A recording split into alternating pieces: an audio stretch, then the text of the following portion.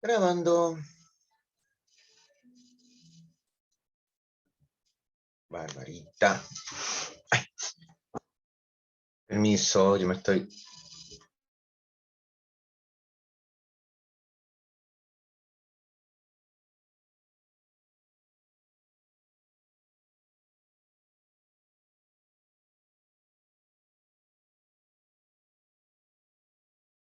Buenos días, profesor. Hola, profe.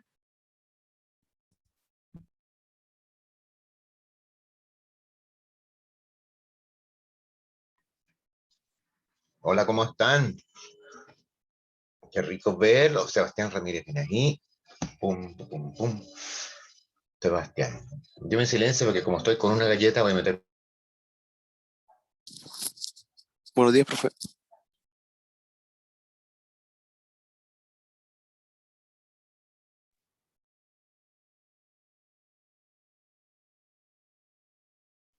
Ahora sí. Estamos... ¡Uy, llegaron poquitos! ¿Por qué llegaron poquitos? Ya llegarán más tardecito, supongo. Y, bueno. Hoy día vamos a seguir con el cuento Cuestión Social para ojalá poder terminarlo. Vamos a explicar un poquito las relaciones o las reacciones que se tenían en ese tiempo, algunas de las soluciones que se plantearon. Y les voy a dejar también por ahí tirado sobre la mesa un trabajo que es para la próxima semana, que bueno, yo ya se los había mencionado, creo, hay un par de cuentos de Baldomero Lillo. Recuerden ustedes que él es un autor literario que refleja un poco en sus obras las situaciones de esos años, y a través de sus obras hay mucha crítica social. Si usted recuerda bien, la otra semana vimos esa pintura de Pedro Lira, la que se llamaba El niño enfermo. Y esa pintura es un reflejo, es una especie de expresión de lo que está pasando y reflejando y mostrando la pobreza, ya que es algo bastante común en el país. Entonces la pintura pasa a ser una especie de vehículo de denuncia o vehículo de para confrontarte a ti con la realidad de tu país. Entonces, igual cosa puede ocurrir con cualquier manifestación artística y ahí nos agarramos de ese par de libros de este caballero llamado Baldomero Lillo, que serían Subterra y Subsole. ¿Ya? Yo escogí dos cuentos de Subsole, que se los voy a enviar y ustedes los van a analizar. Ahora, si de repente a ustedes se les ocurre o les gusta otro cuento de ese libro, o también puede ser otro cuento de Subterra, y lo quiere analizar desde el punto de vista de la crítica social, ni un problema. Usted me dice cuál cuento es, yo ya me lo sé, entonces usted me dice cuál cuento es, mire, yo creo, oh, el pelirrojo, el chiflón del diablo, si se le ocurre Subterra, por ejemplo, el cazacobre, cualquier cosa, o otro que exista en Subsole, la compuerta, el resorte, el espíritu, el inamible, ¿no? A tantos otros que hay. Y usted me dice qué cuento le gusta analizar, qué cuento le parece más entrete, pero recuerda siempre que esto tiene un sentido. Lo que sea que tú escribas, lo que sea que tú elijas, tiene un solo sentido. Buscar cuál es la crítica social. ¿Ya? Crítica social. En los cuentos que yo escogí, que uno se llama Tomás Guerra, Tomás, en los cuentos que yo escogí, hay uno que es Irredención, y que tiene como objetivo hacer una crítica social, pero a la clase alta, a la clase dirigente, a su indiferencia, a su indolencia. ¿Cachan cuando digo indolencia de qué se trata? No. Que no me duele, o sea, no me importa, o sea, Yo puedo ver un cabro chico muerto de hambre en la calle que me estira la mano y me mira así, no, también hay que comer. Y yo paso de largo y ni siquiera me inmuto. Soy indolente, no me duele, no me afecta el sufrimiento ajeno, soy indolente.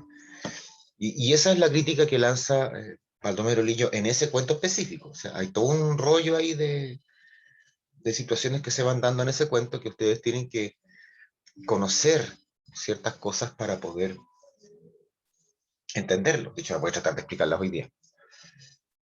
Y el otro cuento tiene que ver con el maltrato laboral y esto de tener que trabajar y trabajar hasta que uno ya no da más porque no jubila y después qué pasa contigo cuando ya no sirves.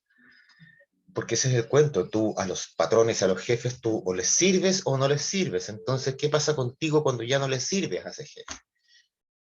Ya, pero no voy a dar más pistas porque si no voy a responder yo todo el cuento. Vamos a irnos a... Eh, bueno, día Barbarita, ya. A compartir pantalla para ver esto. Y nos vamos a adelantar un poquito porque me parece que mucho de esto ya lo habíamos visto. Sí, vamos a llegar a el tema de las huelgas. Chin, chin, chin, en alguna parte está. Ok, vamos a retomar desde aquí. Para reforzar una idea. Si usted recuerda bien cuando planteamos al principio los objetivos o qué aprendizaje esperamos lograr con esto, decía, bueno, valorar el tema de la organización. Primero estaba el tema de empatizar. O sea, ponte en el lugar de. Y yo creo que con todo lo que explicamos la otra vez, del abuso laboral, los bajos sueldos, que te paguen en ficha, en pulpería, o si no que te paguen poco, que no hay vivienda, ni alcantarillado, ni agua potable, los problemas de higiene, salud, enfermedad, muerte, alcoholismo, prostitución y todo lo demás, eh, supongo que ya nos pusimos en el lugar de, de la gente común de esta época. ¿Ya? Otra cosa que debes ponerte en el lugar es qué se siente. ¿Qué se siente que nadie te pesque? ¿Qué se siente que si reclamas algo, tu patrón te dice que eres, oye, este es un abusador que quiere todo gratis? Ay, que nunca están conformes con lo que tienen. Um, para los que vieron la película Subterra, hay una escena en donde la patrona, la jefa, la señora de don Luis Cousiño, que en este momento se me olvidó el nombre,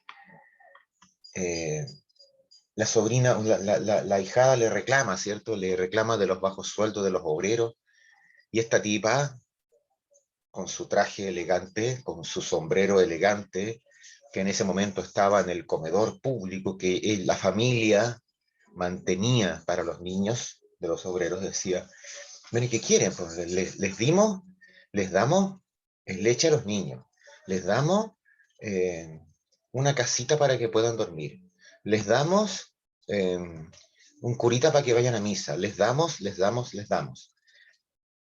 ¿Qué culpa tenemos de que no les alcance con su sueldo? O sea, espérate. La esposa del dueño de la mina de Lota, la mina de carbón, dice, ¿qué culpa tenemos de que no les alcance con el sueldo que se les paga?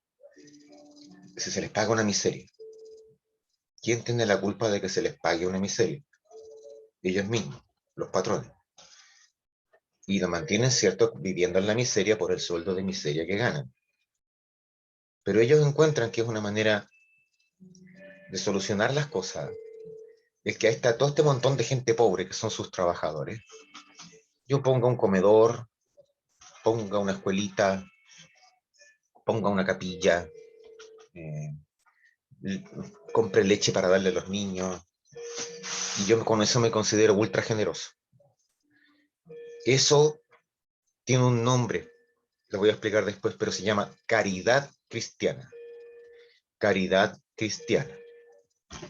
Es un nombre bonito para decir limosna, porque cuando uno habla de trato justo, lo justo es que yo pague lo suficiente como para que el obrero compre lo que quiera comprar.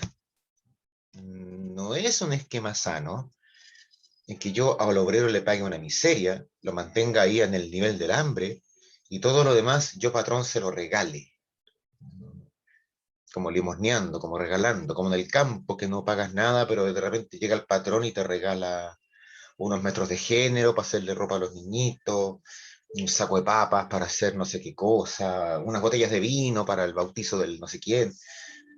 No, po. Lo justo es pagar el sueldo justo y que el trabajador decida en qué se gasta ese sueldo, cómo se lo gasta, qué se compra y qué no. Pero eso es una mentalidad de la época. Como te decía, si tú observas cómo son los partidos políticos, ninguno te pesca, andan todos o son liberales o son conservadores y están peleándose entre ellos por tonteras políticas que nadie más entiende.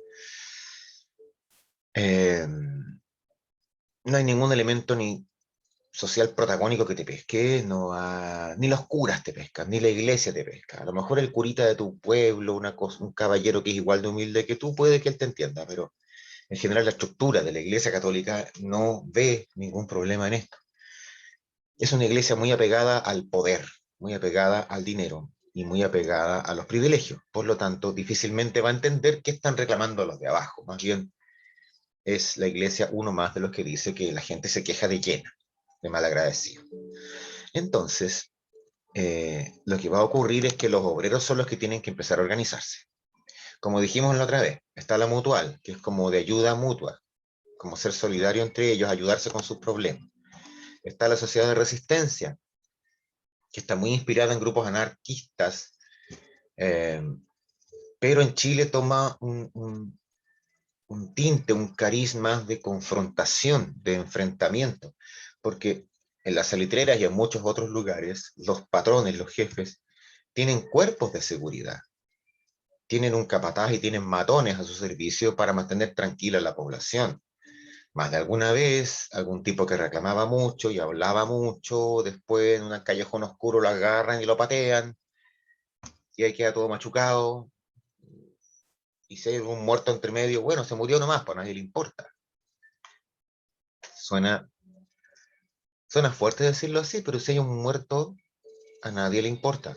Métanse eso en la cabeza. Es una sociedad mucho más violenta y cruel que la nuestra. Eh, cuando hay protesta, bueno, ahí vamos a llegar a ese punto. Entonces, ¿qué es lo que ocurre? Estos grupos de sociedad de resistencia son así como los patrones, pueden ser violentos y represivos. eh, bueno, estos grupos también lo van a hacer. Entonces, si viene un montón, unos matones de la fábrica a pegarle al que reclama, ahí va la sociedad de resistencia, le sacamos la mugre a los matones, le vamos a la casa al patrón, le rompemos los vidrios, piedrazos. O sea, resistencia, choque, choque. ¿Ya? Luego están las cooperativas, pero eso tiene que ver con trabajadores que se organizan y son propietarios de su propio negocio, entonces las ganancias se las reparten.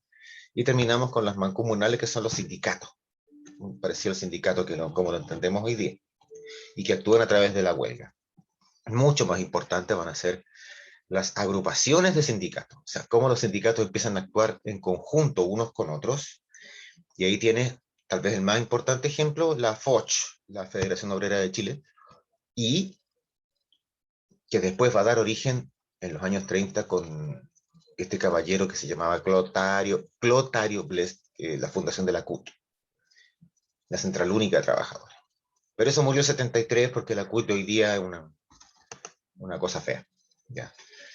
La movilización obrera tiene que traducirse necesariamente en huelgas, porque ese es el mecanismo de expresión.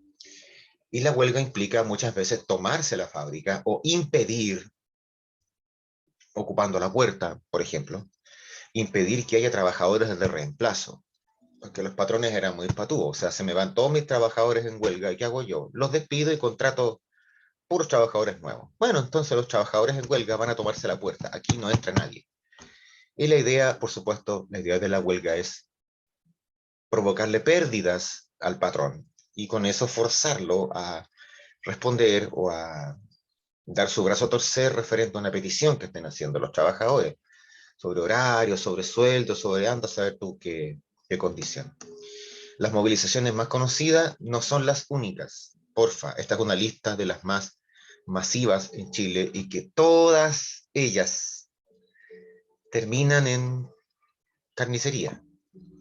Todas. Eh, Dije recién que Chile era una sociedad bastante violenta.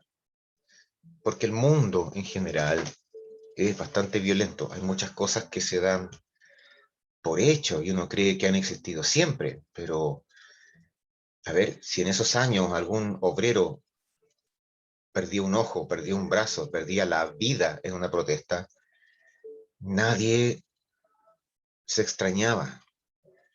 Eh, Piensa tú que en esos años, me parece haberlo dicho también la otra vez, la represión. Yo veo esto como un acto criminal. El gobierno entiende esto como un acto criminal, la protesta, la marcha, porque yo, en mi pensamiento, en mi cabeza, juro que lo estoy haciendo bien.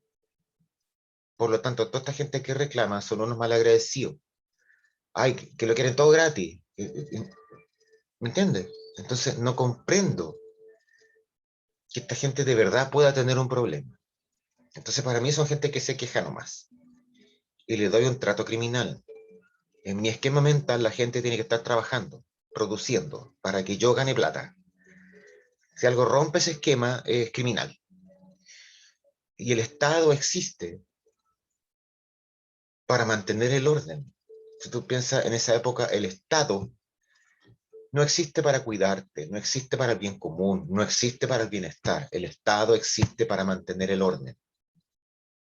A lo más, en un sistema educativo te enseña a ser ordenado, que es parte del sistema de mantener el orden.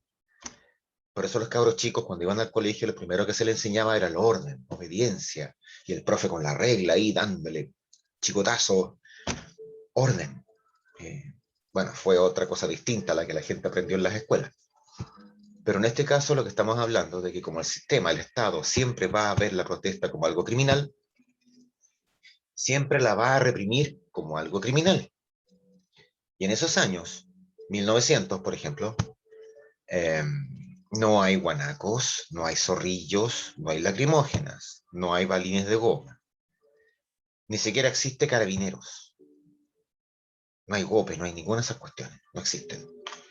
Lo que sí existe para mantener el orden son marinos, soldados del ejército, que salen montados a caballo, que usan fusiles, que disparan balas de verdad, y andan con bayoneta y andan con sable. Es muy distinta la represión. Pero además, el tipo que sale a protestar, el trabajador que sale a la calle a una marcha, no va con las manos vacías. Va con el chuzo, va con la pala, va con el hacha. Y si tiene un arma de fuego en la casa, va con el arma de fuego en la casa. Y si viene un soldado y me dispara a mí, bueno, y si yo puedo, le disparo de vuelta. Entonces se entiende. Uno puede llegar a explicarse e imaginarse por qué las cosas son tan violentas y cuáticas a principios del siglo XX. Ahí ves una lista. Creo que la más conocida por la cantata, Quilapayún y todo lo demás, lo de la Escuela Santa María de Iquique. Pero todas las demás son exactamente iguales. No son las últimas tampoco que habrá en Chile, siglo XX, bien conocido por otro tipo de masacres, porque ese es el nombre que se le puede dar, masacre. Es cierto, un obrero, los obreros salen a la calle, a lo mejor con una, dos, tres pistolas que tenían en la casa, chuzos, palas, asadones, tenedores, cucharas, no sé, pero al frente siempre vas a tener a militares con fusiles, con armas de guerra, con ametralladora. Es muy distinto, ¿ya? Por lo tanto, la proporción de fuerzas. Por eso generalmente se habla de masacres, ¿ya? Hubo partidos que nacieron para poder dar una respuesta política a esto. A ver, si yo soy un obrero y veo que los partidos políticos no me responden, no me pescan, fácil, pues, armo mi propio partido para buscar yo, como obrero, estar representado dentro del Congreso. Los grupos anarquistas en Chile fueron bien desordenados. No digamos que tuvieron algún resultado positivo, no. Están presentes en las protestas, pero de ahí a que tuvieran representación y pudieran tener algún protagonismo político en Chile, no pasó nada. El Partido Democrático en 1887 trató de cambiar un poco el discurso, pero no le resultó, nadie lo pescó. Era un partido como de gente linda queriendo defender a los pobres. No resultó. 1912 aparece el Partido Obrero Socialista. A partir de la Foch y los sindicatos, el mismo caballero, Luis Emilio Recabarren, fundó esta cosa, el Partido Obrero Socialista, el año 12. Después afuera, vino la Revolución Rusa, nació la Unión Soviética, el Partido Comunista Ruso, y desde ahí entonces partió la idea de que los partidos de izquierda debían ser uno solo, actuar unidos. Se habló de la Internacional Socialista, y ahí entonces escribe y se adhiere a todo eso este Partido Obrero Socialista chileno, que cambió de nombre el año 24 y pasó a llamarse Partido Comunista. Como te decía, la clase dirigente reacciona de manera represiva, no ven otra forma de hacerlo.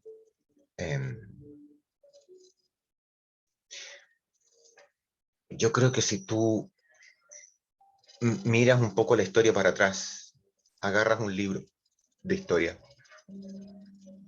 te darás cuenta de que muchas de las cosas que tú llamas logros sociales, logros políticos, tienen que ver con alguna revolución. O sea, yo pienso en la Revolución Francesa, después hablo de la Revolución Americana, que pasó un poquito antes, que es la independencia de Estados Unidos. Hablo de las revoluciones acá en Latinoamérica, nuestras propias independencias. Tienes las revoluciones liberales del siglo XIX en Europa contra el absolutismo. Tienes la revolución rusa. Todos son revoluciones, enfrentamientos. Eso de que ya la gente no da más de algo y revienta. Y ahí recién tú te das cuenta que los cambios se pueden producir. Es curioso eso. En general hay muchos autores que han tratado ese tema y concluyen una triste realidad. Los grupos poderosos no les gusta soltar el poder y por lo tanto se mantienen allí forzando un sistema. Estoy pensando en el feudalismo, estoy pensando en el absolutismo monárquico, estoy pensando en la Rusia de los zares, estoy pensando en los ingleses en Estados Unidos, estoy pensando en los españoles peninsulares acá en América. Todo le interesa mantener un equilibrio, pero que beneficia a unos y perjudica a otros, hasta que los perjudicados no aguantan más y se rebelan.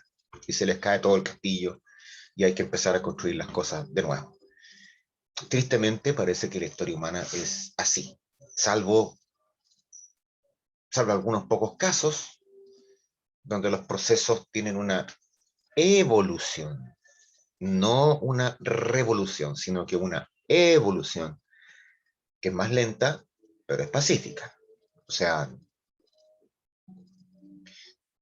si yo me voy, por ejemplo, a una Inglaterra, me doy cuenta que las limitaciones al poder de un rey mediante un documento escrito, que algunos llaman constitución, eso fue hecho el año 1215, el año siglo XIII, con la Carta Magna. Poco después aparece un cuerpo colegiado que controla la finanza y las decisiones del rey, el parlamento. Estamos hablando de el mismo siglo XIII. Derechos legales, derechos de las personas, todo fue ocurriendo 700 años antes de esta época que estamos hablando ahora. Entonces, claro, ahí tienes un caso de evolución. Lenta, pero pacífica.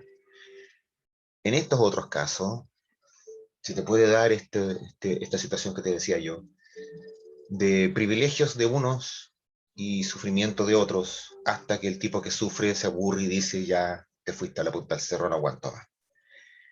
Y son estas expresiones violentas. ¿Ok? Mencioné la otra vez a Augusto Rego Luco, que publica este librito que se llama Cuestión Social, y de ahí sacamos el nombre para toda la unidad, y nos quedamos en esto. La iglesia. La iglesia es tal vez el sujeto, la institución más influyente en estos años. No solamente por su poder espiritual, sino que por el hecho de ejercer el control de la conciencia de las personas.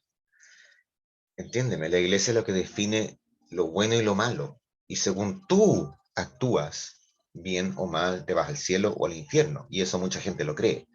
Por lo tanto, tiene mucha influencia en lo que van a pensar, decir y hacer las personas. Además, es una institución con mucha influencia política, ¿ok?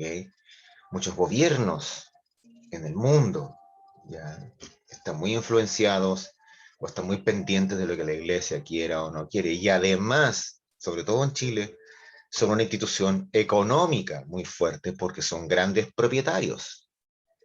Poseen muchas propiedades, tierras, fondos, casas, etc. La mayoría de las veces por donación o por herencia de alguna persona católica que dijo, ya, le voy a dejar esto a los curitas, le voy a dejar esto a las monjas, y se fueron llenando de propiedades, ¿ok? Aparte de todo lo que ya tienen históricamente en Chile. Así que son una institución poderosa. ¿Qué es lo que pasó cuando el Papa León XIII cambió de criterio y dijo, en vez de estar junto con los ricos, hay que estar junto con los pobres? Porque Jesús era pobre. A mucha gente se le dio vuelta el mundo. Porque si tú eres una persona de fortuna y toda la vida te convencieron, partiendo por el mismo cura, de que si tenías fortuna es porque Dios te quiere, ahora que vengan y te digan, no, es que Dios ama a los pobres, Dios ama a los que sufren, no a ti. Eso como que te trastoca un poquito y va a producir quiebres dentro del mundo católico. Porque obviamente, mira, el mundo católico en Chile especialmente se divide entre dos amores. Es como alguien que está enamorado de dos personas y no sabe cómo definir. Ya, ay, pero es que lo quiero. No, es que la amo. Pero es que a ella me hace falta. Hoy sin ella me muero. Y estoy como eso que no me defino si me enamoro de uno o de otro. ¿Sí? Así estoy. Esta gente conservadora, que es como el ala derecha, eh, primero tiene un gran amor por el dinero, por la empresa. Ellos mismos son empresarios del salitre, del carbón, de la madera, del transporte, de los bancos, de lo que sea. Así que dinero. Por un lado tienes dinero, mucho dinero, familias con dinero. Y por otro lado, este grupo de personas son muy amantes de la iglesia. Eh, no solamente no es que sean de misa dominical, son de misa diaria. Siempre el curita, siempre la monja o el cura va a la casa a hacer la instrucción a los niños. O si no, esos curitas tienen algún colegio exclusivo donde van mis hijos. Siempre le pido consejo. Ese curita me bautizó a mí, a mis hijos, a mis nietos, me casó. Hay toda una penetración de esa iglesia en esa familia. Entonces hay un respeto súper grande por lo que dice la iglesia, por su discurso, por lo que ella pide, ruega. Dice, oye, dale limón, dale la caridad con los pobres. Es cierto que a lo mejor les pagas una miseria de sueldo, pero pucha, hazle un regalito, regálale un género para que haga ropa, regálale un pedazo de carne para que coma algo. No sé, hazle regalito, la limosna, ¿cachai? La caridad cristiana. Entonces yo soy un grupo, en mi derecha, en mi grupo conservador, soy un tipo que tiene estos dos amores, el dinero y la empresa, por un lado, y la iglesia católica, por el otro lado. Entonces, claro, si la iglesia y la empresa van juntas, se aman, se quieren, se adoran, yo me quedo tranquilo. Pero ¿qué ocurre cuando esos dos amores se pelean entre sí? Y uno de ellos, la iglesia, dice que es imposible que yo ame a dos al mismo tiempo. Algo así como, ya, defínete, po, ella o yo, algo así. Y me va a decir, oye, ¿recuerdas esa frase del Evangelio que dice que antes pasará un camello por el ojo de una aguja antes que un rico entre al cielo? Ya. Un verdadero cristiano no se enriquece explotando a otro cristiano. Un cristiano así se va al infierno. No importa las buenas obras que haga, si eres malo de corazón te vaya a condenar igual. Entonces, una serie de pensamientos e ideas que vienen desde la iglesia, que a mí, un tipo conservador, me van a hacer entrar en contradicción. Ya, ¿a quién amo ahora? ¿A quién le hago caso? ¿A esta iglesia que me dice hazte amigo de los pobres, o a este dinero, fortuna, empresa que me dice, sigue produciendo, sigue ganando. ¿A quién le hago caso? ¿A cuál de los dos? ¿La iglesia, pobre, o al dinero? Y yo como conservador entro en crisis. No sé qué hacer. Y eso lleva a que mi grupo de los conservadores se divida. Y se divide especialmente por el grupo de la gente joven. ¿Ya? La gente joven es lo que se conoce en esa época como la juventud conservadora. Porque siempre los partidos políticos tienen su juventud. ¿Cachai? La juventud socialista, la juventud comunista, la juventud de la UDI, juventud, todo ese montón de gente. En este caso también era lo mismo. Existía la juventud conservadora. Y esa juventud conservadora es la que pesca y, y se hace eco de esta doctrina, de esta enseñanza que viene desde la iglesia en Roma y que vamos a empezar a llamar doctrina social de la iglesia. O sea, doctrina igual cómo se deben hacer las cosas. Social, tu preocupación primera es lo social antes que todo lo demás.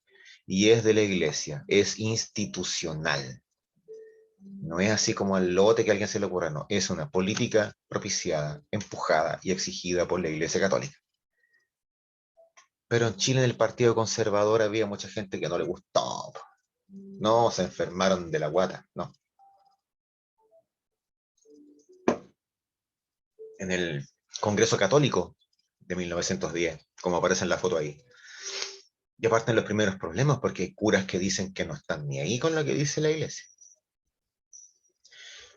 Bien parecido a lo que pasa ahora. Po. ¿Escucharon eso del Papa Francisco que dijo que la iglesia no iba a bendecir las uniones de parejas del mismo sexo porque era pecado? Inmediatamente después saltaron varios curas diciendo no estamos ni ahí. ¿Escucharon eso, cierto? Varios curas dijeron no estamos ni ahí, vamos a bendecirlas igual. Esto fue algo parecido, pero al revés. La iglesia estaba diciendo, oye, los pobres. Y mucha gente en la iglesia dijo, no, yo estoy muy bien como estoy, no voy a perder a mis amigos, no voy a perder mis colegios de elite, no voy a perder mis relaciones con el alto empresariado. Me parece que las cosas no se deben hacer así. Este papa es como medio comunista. Y otra iglesia entonces sí se cuadra. El Partido Conservador, para que te hagas una idea, el Partido Conservador es este que tiene como dos amores y no sabe para dónde ir. Resultado final, el partido se divide. ¿Ya? Mucha gente se va, especialmente la gente joven, la juventud conservadora, como te decía, y ellos van a formar otro grupo separado, que es la Falange.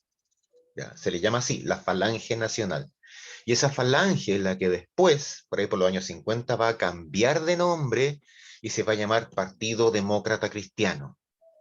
¿Ya? El PDC, el Partido Demócrata Cristiano. De ahí salió. Antes llamado Falange, que son el grupo que se separó del Partido Conservador porque dijeron, sí, la iglesia tiene razón, es la opción por los pobres y la doctrina social lo que vale. Entonces lo que tenemos ahí es una iglesia que se divide en dos criterios. No es una iglesia que se divida en dos, de que sean dos instituciones, no. Es una iglesia que tiene dos almas, ¿ya? Entonces, fácilmente, ahí, con eso, tú puedes explicarte por qué de repente hay curas que dicen esto y por qué hay curas que dicen algo tan diferente. ¿Por qué de repente en otras épocas aparecía un obispo diciendo que Pinochet era un santo y aparece otro obispo diciendo que era un hijo del demonio? ¿Por qué tanta diferencia?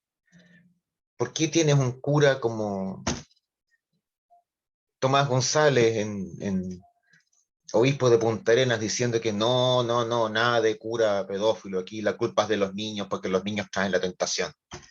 ¿Eh?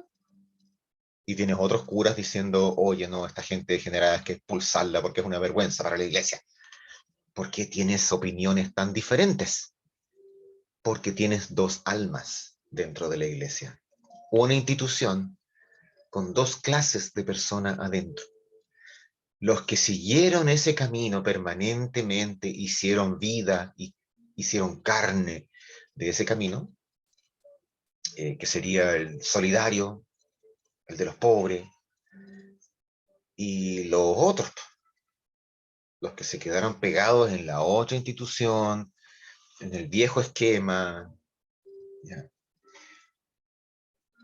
Te voy a dar un pequeño ejemplo de cómo funcionan las cosas. En los años 60, 1960, en Roma, llegó un papa muy choro, que Roncalli era el apellido, que se conoció como Juan 23. ¿Ya? Juan 23. Y él miró la iglesia y dijo, esta cosa tiene olor a añejo. Incluso es una frase famosa de él, hay que abrir las ventanas para que entre el aire fresco. Esa es su frase. Hay que abrir las ventanas para que entre el aire fresco. Pues la iglesia era una cosa que venía con una estructura de la Edad Media, en sus formas, en sus ritos, en su todo. ¿Ya?